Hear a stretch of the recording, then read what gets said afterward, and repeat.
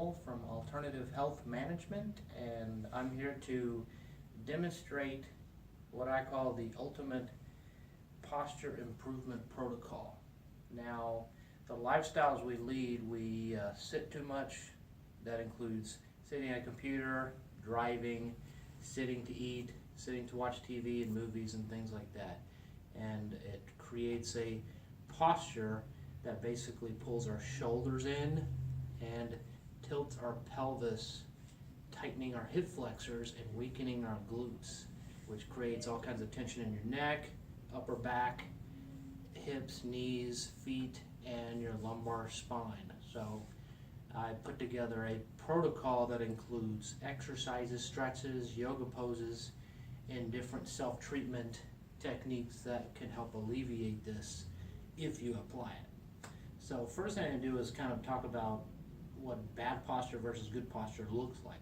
So I think of good posture, your chest is opened up, hands are by your side, neck and head is back in line with the rest of your spine. Your pelvis is lined up instead of being overly tilted, and your feet are balanced. What happens is when your pelvis gets tilted due to overly sitting, it puts different strain on your knees, and you actually can put more pressure on the balls of your feet. One guy at my gym is so exaggerated, it's called an anterior pelvic tilt, that he literally looks like he's sticking his rear end out and walking on the balls of his feet. So we want to prevent that from happening or correct that. So first thing we do is a technique called the founder. And it's a particular exercise that I've learned from foundation training by Eric Goodman. And so I recommend getting his book and or his DVDs. Just go on foundationtraining.com. So first thing I'm going to do is get in a good posture. We're going to stand up straight, feet shoulder width apart. We're going to put our weight on our heels, the back of our feet. I want you to relax your knees, make sure your chest is lifted up. And so your hips are right here, so we're going to focus on bending through there. I want to keep your back nice and straight. So I'm going to turn this way so you can see that. So the hips are right here. So keep the back straight and bending at the knees. And so I do an exercise called the good morning. So I just continually do this about 15 to 20 times. Just kind of loosen the hips. So after about 15, 20 times, I'm going to stop at the end range of one. And you notice my knees are relaxed and my knees are just a little bent. So I don't want to be locked like that. Just a little bit bent. So and when I get to that position, I'm going to squeeze my shoulder blades together as tight as I can, pulling all that back. I'm going to kind of gently pull my shoulders down.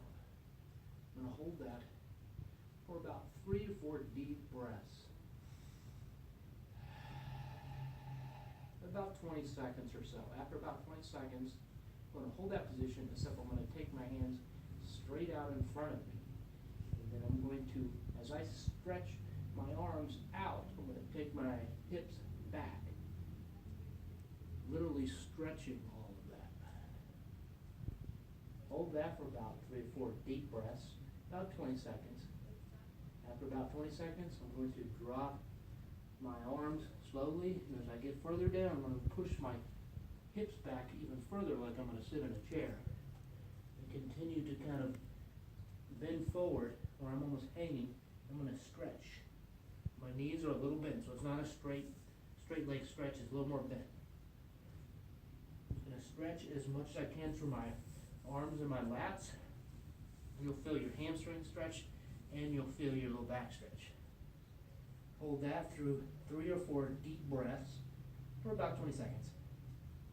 And then to come up properly, bring my hands to my shins, lift my chest, and then slowly come up, and my hips come forward at the end. That keeps your back. The important thing to know is when you're doing any kind of activity or any kind of position, whether it's washing dishes or getting a drink out of a water fountain, always bend through the hips. Keep the back and spine straight. This is the correct way. This is the incorrect way. most of the people do this. So we want to prevent that. So next thing we want to do is stretch the hip flexors, which is called the iliopsoas muscle. It's a muscle that gets very short and tight when we sit, basically like this. It brings the leg up. So basically what I'm going to do is I'm going to take a long, nice, deep step, toes going in the same direction. A lot of people tend to want to do this, or there's a particular yoga move, so it's a little bit modified from a typical yoga move. Toes going in the same direction. Keep the pelvis going in the same direction. I'm going to put the weight on my heel on the front and keep my knee relaxed. A lot of people want to lock the knee, but relax the knee. Then I'm going to tighten this back glute, just kind of gently tilt that pelvis bottom forward. I'm going to hold that through this routine. I'm going to take the hands up. You need to balance a little bit because you'll be a little unsteady. I'm going to stretch as high as I can, kind of keep my bicep, my upper arms attached to my ears, and pull the whole thing back. Make sure to breathe about 3 or 4 deep breaths, 20 seconds. After 20 seconds, you're going to laterally bend without rotating, laterally bend away from the back leg, or on the same side as the forward leg. I'm going to hold that for 20 seconds. And you should feel through this a stretch here, and then when you bend to the side, more on the side too. So after 20 seconds of that, reverse, do the other side. 20 seconds each little segment. So the next one is an exercise to strengthen the glute muscle. We're going to lay down on the ground. Now I like to do one leg at a time. And so what I want to do is bring my heels close to me. I'm going to take one leg straight out. This gets me nice and relaxed. So what I'm going to do is lift my hips or my tush, and then lift the whole thing. Hold it for a moment, then relax. Same thing, lift up, pelvis, lift the whole thing. Hold, down. I'm going to do about 15, then I'm going to switch it and do the other side. So the reason I pull the heel close to my tush is to take the hamstrings out of it. If I put my leg out here, I'm putting too much of the back of the leg that's going to cramp out. So same thing, lift the pelvis, lift it all the way up, hold, down, lift, up, down, 15. I usually like to do 2 sets of those. Bring myself up. Okay. The next thing is a prone decompression, which is actually back down on the ground. This ought to be on your stomach. Prone means on your stomach. Okay? It's best to make sure you have a clean floor or a towel. So this floor is pretty clean. I'm going to put my toes straight down on the ground. I'm going to bring my hands to where my pinkies are next to my hips. I'm going to squeeze my thighs, my knees together, and my glutes as tight as I can, kind of gently tilting that pelvis bottom forward. I'm going to hold that as tight as I can.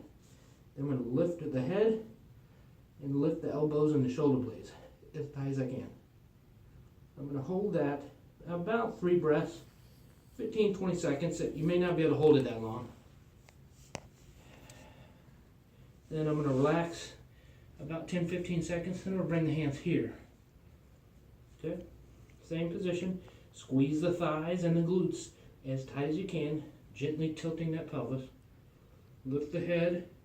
You're not going to extend the head, just lift the head. And then lift the elbows and squeeze those shoulder blades together really tight. Hold that about 15-20 seconds. Relax. And the next one, everything else is the same. Squeeze the glutes and the thighs together as tight as you can. I'm just going to kind of lift up on my arms. Hold that about, same thing, 15-20 seconds. Then I'm going to relax. Then I'm going to come up on my knees. And this move is called, from yoga, child's pose. So I put my knees down and kind of lay over the top of my thighs. And just let my back stretch. Hold that about 20 seconds. Breathing deeply. Okay, and after 20 seconds, come on up. Then what I'm going to do is grab this little toy. It's called a foam roller. I'll lay it down on the ground. And this is going to, we're going to roll up and down the middle part of our spine called our thoracic spine. It's going to help open it up. So if you're real stiff in there, this is a great little tool. So we're going to get above the low back, so just kind of where the kidneys would be, so just a little bit higher. Right about that level. Okay? Put your hands extended about ear level, and then you're going to lay back. You may not be able to go very far at first. Hold that about 5 seconds. Come up. Let the foam roller roll up just a little bit. Go back again. Hold about 5 seconds. Come up. Roll up a little more. Do it again. And you just keep going until you're literally between your shoulder blades, doing the same thing, little by little. And then you go back down to where you started. Good. Okay. So the next thing we want to do is called a row, and there's lots of different ways of doing that. So the best way to do it, because you can kind of do it anywhere, as long as you have like a little device like a resistance band. You can also do it in the door. What I'm going to do is step on it. Okay. Make sure I bend through the hips and keep my back straight. This is what it looks like. So my back is straight. I see a lot of people at the gym and they're like this. And so what we're going to do is bend those hips, keep the back straight. I'm going to squeeze the shoulder blades together, pulling the elbows back.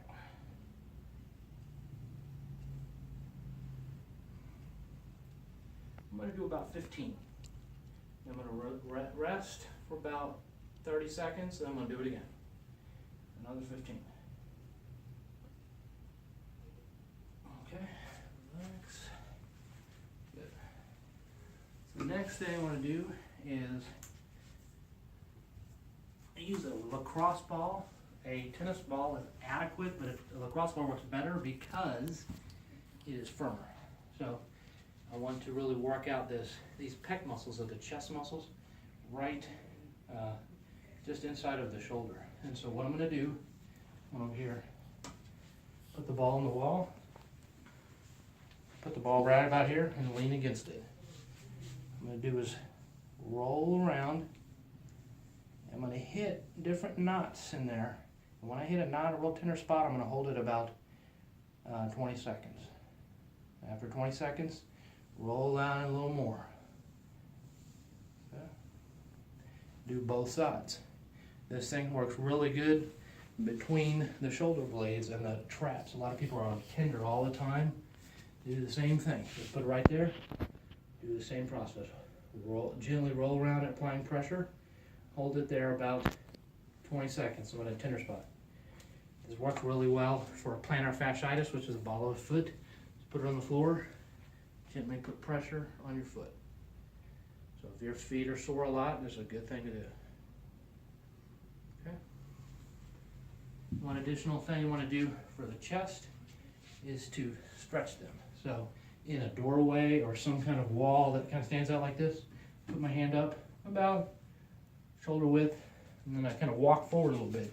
And you'll see I'm kind of stretching all through here. I'm just going to hold that, and I'm going to breathe. About 3 or 4 seconds. 3 or 4 breaths. And do both sides, basically. So I recommend doing this every day, minimum, because of all the sitting. If you sit excessively, like you sit at a job and that's all you do is sit, twice a day, if you really want to prevent and work out all those back problems and neck problems and headaches and all that kind of stuff. The other thing I would recommend is make sure you get your doctor of chiropractic, or a doctor that specializes in musculoskeletal. There is very versed in posture and function and movement of your joints and your spine, you know, before doing something like this. Because it's important. You might have something going on that you wouldn't, that might interfere with some of the exercises. So it's a good idea to get checked out. All right, see you next time.